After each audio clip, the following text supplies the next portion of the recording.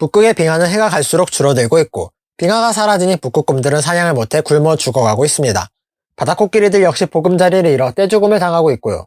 또 지구의 냉각제 역할을 하던 빙하가 줄어드니 기온 상승은 점점 더 가속화되어 가고 그로 인해 곳곳에서는 산불이 일어나며 너무 뜨거워진 기온으로 농작물들은 말라가고 오래된 바오밥 나무들도 죽어가고 있죠.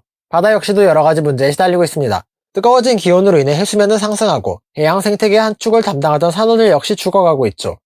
그리고 산호들만 죽어가는 게 아닙니다. 대기 중 탄소 수치가 높아짐에 따라 바다의 산성화가 진행되고 그로 인해 조개나 개 같은 생명체들은 멸종당할 위기에 처해 있습니다.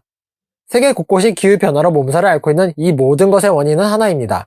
바로 탄소, 즉 이산화탄소죠. 우리가 숨을 내쉴 때마다 나오는 이 무색무취의 기체는 인류 문명의 발전으로 산업화가 가속화됨에 따라 배출량이 급격하게 증가하기 시작했고 그로 인해 지구의 기온 역시도 전례가 없을 정도로 가파르게 상승하게 되었습니다. 급격한 환경 변화로 인해 생태계의 먹이사슬은 붕괴되어 가고 있고 생태계의 붕괴는 인류 문명의 붕괴로 이어지게 될 것입니다. 이러한 문제에 대해 과학자들은 수십 년 전부터 끊임없이 경고를 해왔으나 그 이야기에 경각심을 갖고 귀를 기울이던 사람들은 얼마 없었고 이제는 정말 지구 멸망 초읽기에 들어서게 되었습니다. 지금 당장이라도 이 미친 짓을 멈추지 않는다면 지구는 파멸을 맞이하게 될 것이고 인류는 정말로 사라지게 될 것입니다. 잠깐만요. 인류가 사라진다고요? 정말로 그럴까요? 고작 탄소 좀 늘었다고 지구가 죽는다는 게 이해가 되십니까? 이 모든 일들이 사실이라면 인류 문명의 위기가 다가오는 건 사실이겠죠. 하지만 지구가 죽는다뇨? 지구는 돌덩어리라 애초에 생명이 없는데요. 살아있던 적이 없는데 어떻게 죽는다는 거죠? 물론 중요한 건 그 부분이 아닙니다. 우리의 미래가 끝장나게 생겼는데 그런 사소한 표현 하나 틀린 게 뭐 대수인가요? 네, 대수입니다. 왜냐하면 그들의 주장과는 다르게 죽을 수도 없는 지구는 말할 것도 없고 생태계 역시 끝장나지 않을 테니까요. 물론 그 생태계 위에 문명을 이룩한 우리 인간들 역시 끝장나는 일은 없을 겁니다.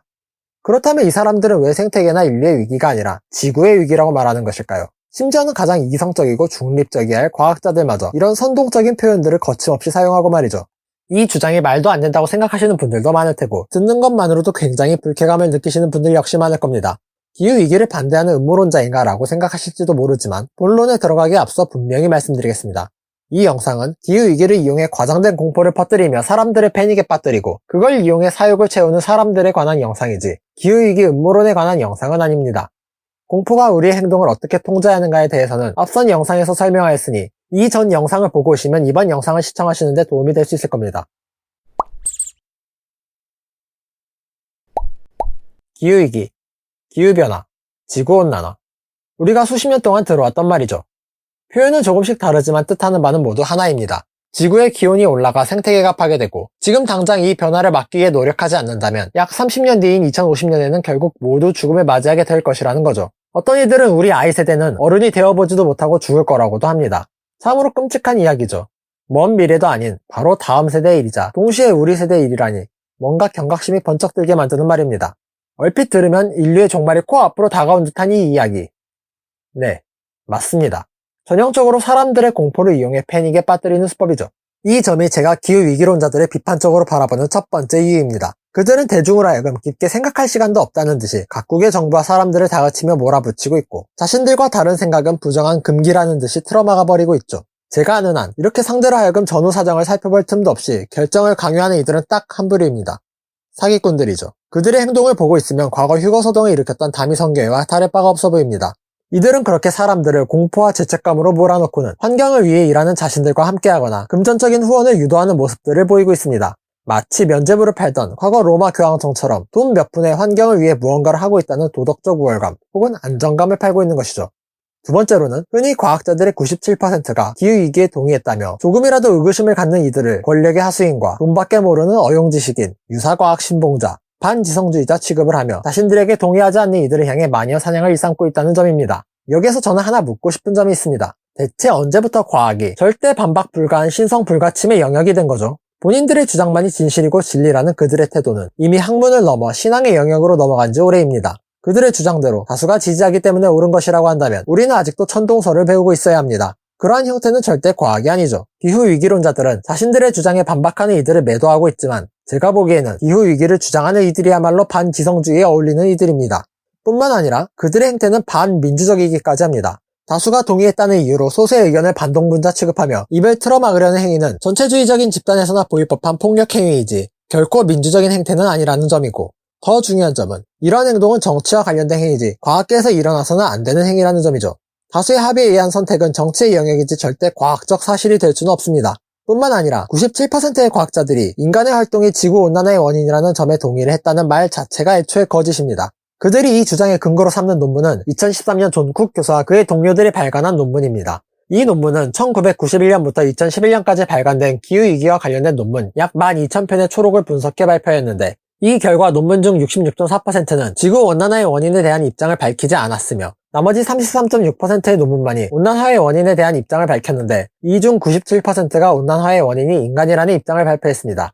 이들은 이 논문을 근거로 사실을 왜곡하여 전세계 기후학자들의 97%가 지구온난화의 원인이 인간이라는 점에 동의했다는 거짓말을 한 거죠. 기후위기론자들의 의견에 동의할 수 없는 이유는 더 있습니다. 바로 그들의 주장과 행동이 자기 모순적이라는 점이죠. 이들은 항상 당장의 탄소 배출량을 획기적으로 줄여야 한다고 외치고 다닙니다. 그런데 다른 발전 방식에 비해 압도적으로 탄소 배출량이 적은 원자력 발전에 대해서는 정작 반대의 목소리를 내고 있습니다.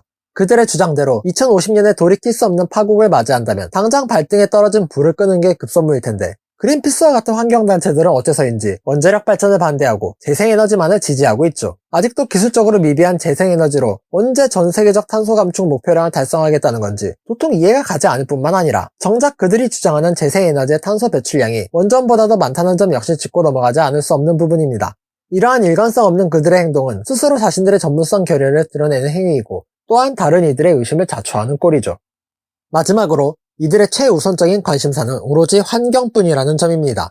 지금 이 문제를 당장에 해결하지 않으면 우리 모두에게 재앙이 닥친다며 자연과 인류를 사랑한다는 듯이 말하고는 있지만 정작 그로 인해 고통받는 사람들과 고통받게 될 사람들에 관해서는 정말이지 조금의 관심도 보이지 않습니다. 값싸고 구하기 쉬운 화석에너지에 대한 규제는 기술력과 자본이 부족한 3세계 주민들과 선진국 간의 에너지 부익부 빈익빈을 가중시킬 것이고 그러한 에너지로 생산되는 식량과 상품 가격의 상승 역시 그들의 삶을 더욱 빈곤하게 만들 겁니다. 중요한 점은 이뿐만이 아닙니다. 재생에너지 생산에 반드시 필요한 배터리나 태양광 패널과 같은 부품들을 만들어내기 위해서는 여러 자원들이 필요한데 이 자원의 채굴에 동원되는 3세계 아이들의 아동노동을 외면하면서 자신들의 이상만을 외치고 있다는 것이죠. 다른 이들의 희생은 외면한 채 자신들의 손에는 먼지 한 톨 묻히지 않으면서 이상만을 외치는 그들의 모습이 위선적으로 보이는 것은 어찌 보면 당연한 일이 아닐까요? 저는 어른들에게 자신들의 미래를 빼앗겼다는 그레타 툰베리 양에게 묻고 싶은 것이 있습니다. 과연 이 아이들 앞에서도 그렇게 외칠 수 있는지 말입니다. 앞으로 올릴 영상들은 최대한 객관적인 시선을 유지하며 기후변화에 관한 주제를 여러 편에 걸쳐 올릴 예정입니다.